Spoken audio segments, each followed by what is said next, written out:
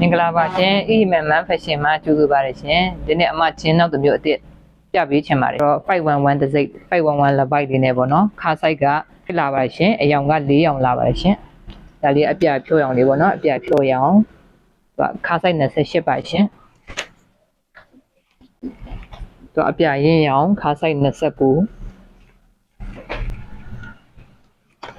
တော့ sky blue ရောင်ပေါ့နော်ခါဆိုင်30ရှင်ခါဆိုင်30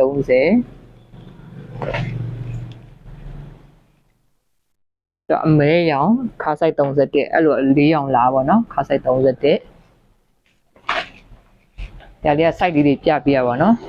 ဒါလေးက site လေးတွေပြပြရပါနော်ဒါလေးကခါဆိုင်30နဲ့ခါဆိုင်30နဲ့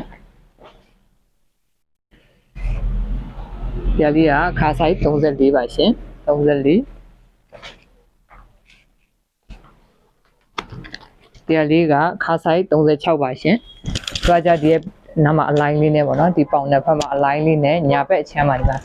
အိတ်ကတီတီလေးနဲ့ပေါ့ညာဘက်ချမ်းမှာအိတ်ကတီတီလေးနဲ့ဒီဘက်မှာတော့မပါဘူးပေါ့နော်။ပြီးလို့ရှိရင်ဒီအနောက်ဘက်အိတ်ကကလေးကဒီလို white ကလေးနဲ့ဒီဘက် white ကလေးနဲ့အဲ့လိုလာပါတယ်ရှင်။မရေခါဆိုင်ကအဆင်ပြေလားစိုက်ကမှန်လားဆိုစိတ်မပူပါနဲ့အမတို့ကတခါလေးပေကျူးနဲ့တိုင်ပြီးမှရောင်းတာပေါ့နော်ခါဆိုင်စိတ်ချပြီးဝယ်ယူနိုင်ပါတယ်ရှင်။တကယ်လို့ဝယ်ယူချင်တယ်ဆိုeHiman Fashion ကိုလာရောက်ဝယ်ယူနိုင်တယ်လို့တက်ဒီနဲ့လည်းပို့ပေးချင်ပါတယ်ရှင်အားလုံးပဲကျေးဇူးတင်ပါတယ်ရှင်